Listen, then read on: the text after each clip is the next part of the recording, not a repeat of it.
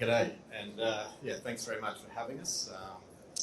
Yeah, great to hear about private LTE and I guess where it sits now up against Wi-Fi and how that's progressing. I think that I guess what we're talking today about is about the need for options as well. I think that hybrid solutions and customization is a lot about what we do, and I guess that leads us to why we're here and I guess why we invited Ludmila here to speak on behalf of MACA, but also to speak on behalf of some of the OT solutions that we have been doing together, but also how wireless communications and networking underpins that. So thanks, Ludi.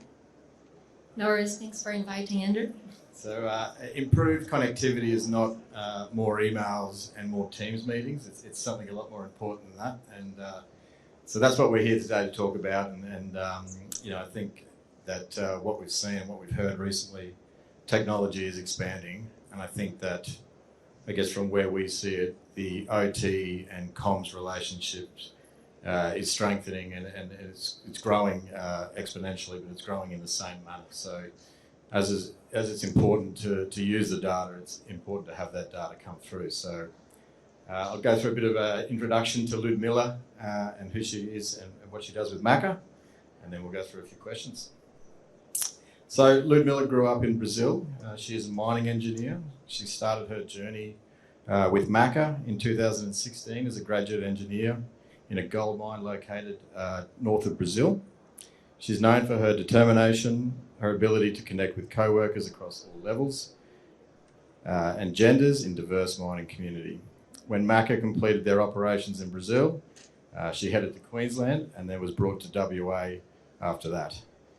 She was focusing on the internal fleet management, but now she is leading innovative projects to optimise mining operations, contribute to the company's sustainability goals through advanced technology solutions. Key haulage battery electric trucks, conversions, ESG and compliance, and obviously operational technology. So once again, Ludi, thanks for joining us. So reliable communication solutions has given MACA an edge, and I guess the growth from MACA's perspective in the contract marketing space. How does this play a part in most operational decision making? Thanks for the introduction, Andrew. Yeah, I think live data makes a huge difference now. It's has been shifted the way we make decisions on site, in the field, and in the office as well, across the years.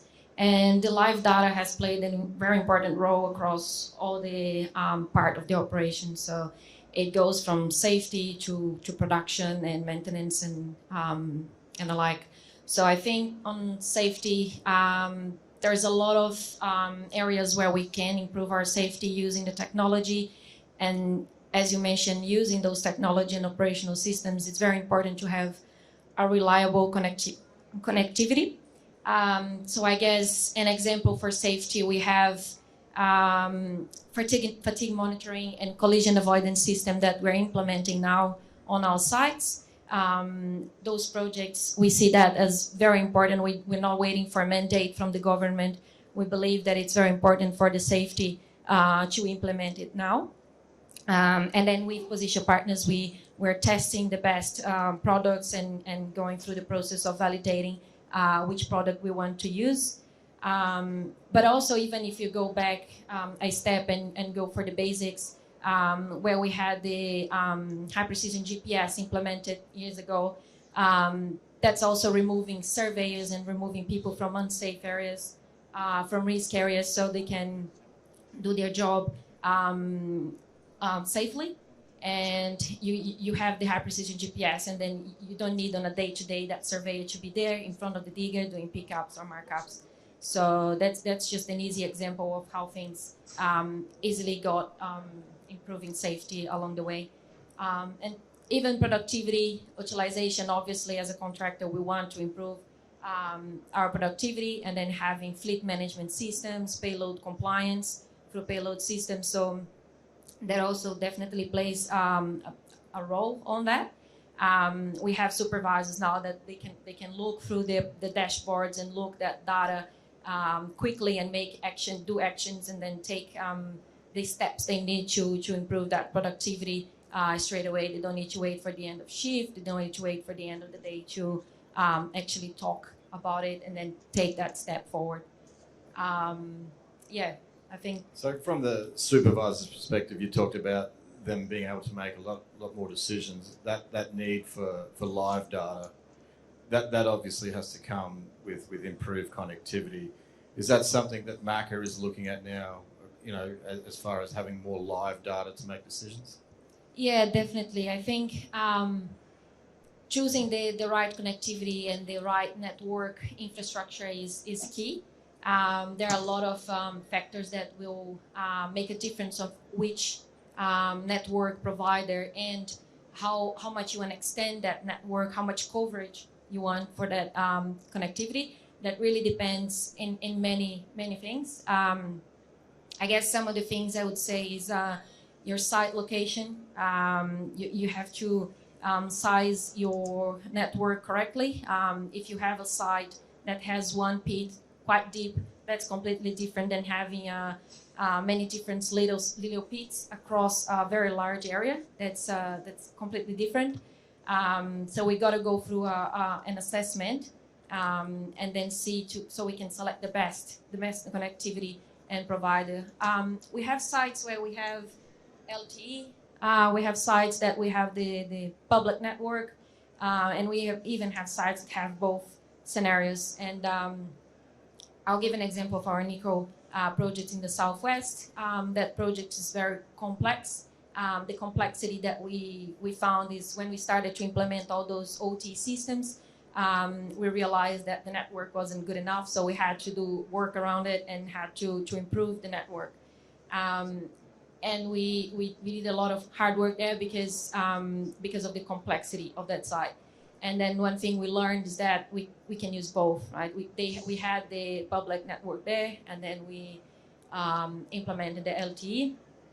And then I think one thing that we saw as a very beneficial across the last couple of years, where we've been developing systems where the onboard system is able to then define if it wants to go with LTE, if it wants to go with Wi-Fi, it can make that decision on board, so you don't lose data and you have that data in a timely manner. So, yeah.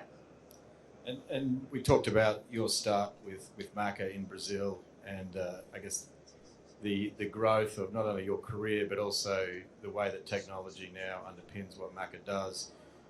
Take us through sort of what you saw as far as technology and communications from the gold mine in Brazil to basically where you are now.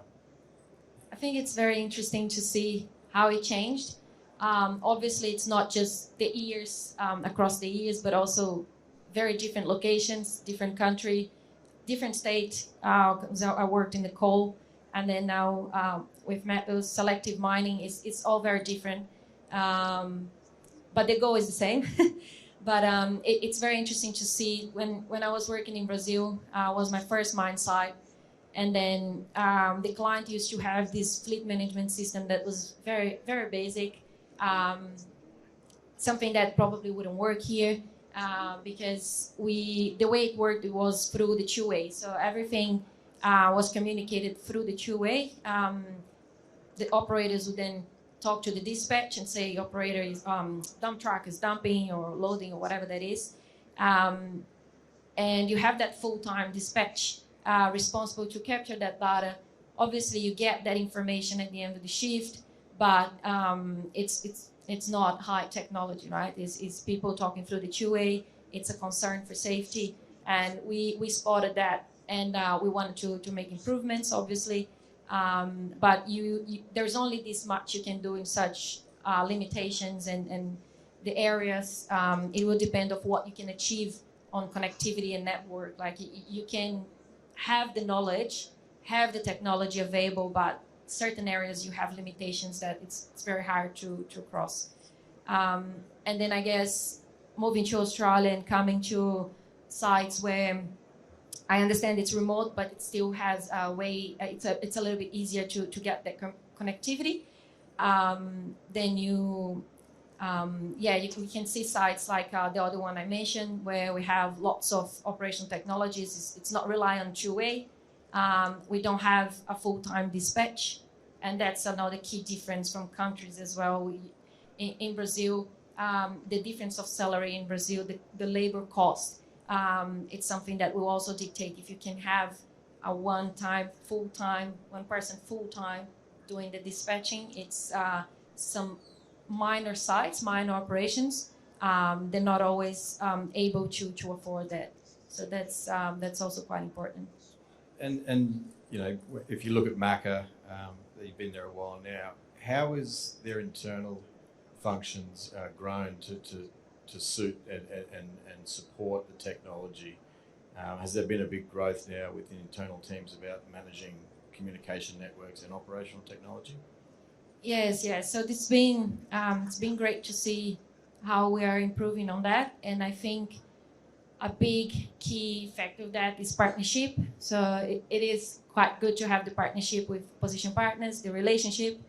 I think that really make us grow and help us on where we are lacking in terms of information out there in the market. We want to be competitive in the market as well as others, and then having that partner that can spend the time and the knowledge looking for the technologies that are available, but also looking what those technologies are heading to. So we could do a search and then find technologies that are in the market, but we don't always know what they're going to be in the next couple of years, what is in their roadmap. And I think having partners that share values and then can shake hands and then walk in the same direction, that's very helpful. Yeah, and it's also difficult to talk about partnership when the company you're working with has partners in their name. It's quite confusing. So a bit of a double up there. But so some of the tricky environments across WA, also a couple of your global operations as well. But you know, we talked a lot about options and customizing. The approach to wireless comms, looking at your different fleets, is it from the mine owner, or is it based on the project needs, or you know, again, is it that hybrid option? Yeah, I think in terms of that, we have our own minimum requirements. So obviously, MACA will focus on getting that quality network or quality operational systems, and that are focused on safety. But we also need to achieve the goals of the clients. And our clients, usually they're really focused on getting that OR compliance.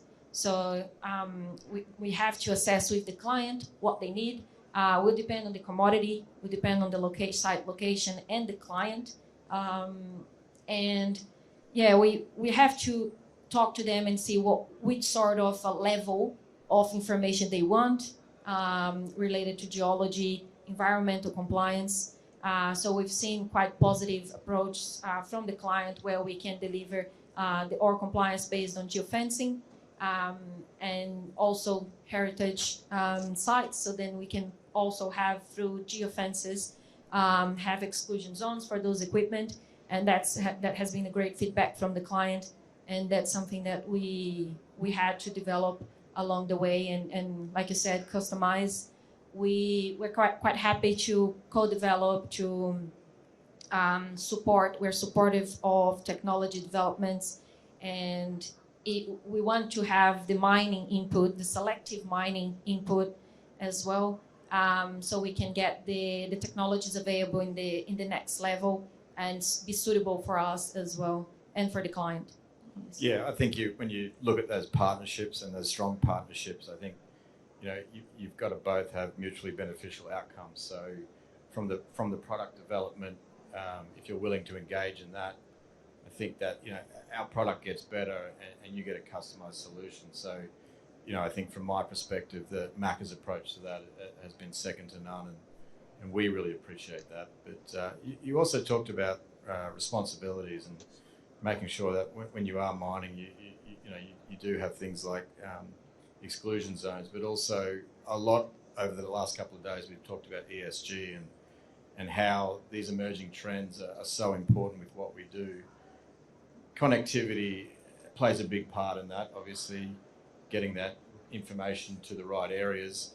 How is MACA approaching these emerging trends, and I guess where do you see the effort and energy going into next? I think now we're also supportive of what the industry is heading to. So obviously we want to be able to, as a business, and also for the client, to achieve their emissions targets and their ESG compliance. So obviously to get there, we also need to keep moving. So we have a few larger projects happening. We have an autonomy. We believe in low-cost agnostic autonomy. So we also partner with position partners on that, and being able to deliver a retrofit of autonomous truck will help that. But also we want to have, we're also supportive and believe on the battery electric vehicle retrofit. So we want to be able to deliver that project. And with that, we can then help the client to achieve the emissions targets for our business, also the client to achieve the emissions targets that we set. So yeah, we have those large projects on the way. Yeah, I think that, again, you know, when you look at the four companies involved, you know, MACA and Thies now, combining that and I guess pooling those resources, but also I guess there's different appetites there for development of new solutions. Thies, a massive brand and so many large projects on the go, and MACA are also just adding to that now, and position partners owned by Mitsui, and the opportunities that are coming out of that with electrification and battery technology. So I think that the roadmap, there's a lot of upcoming opportunities, but again, you know, as we always need, that data flow and getting the data to the right areas is the most important thing. I think, I guess in summary, just to finish off, is what are you looking for in the future from a Wi-Fi networking perspective? Is it reliability? Is it ease of use, or all of the above? Yeah, I think it also goes back when we move from having a fleet management system and high precision GPS, and then now we're talking about autonomy. In the previous presentation, we saw autonomy. You need reliable connectivity, you need redundancy, you need assurance of the connectivity. So obviously we're going to have to work with that, and we need to have that full coverage and reliability to be able to deliver an autonomy project. Yeah, that's for sure. Awesome. Well, thanks, Ludi. Thanks very much for taking the time to come down here, and yeah, I look forward to the rest of the conference, and thanks for everyone for attending. Thank you.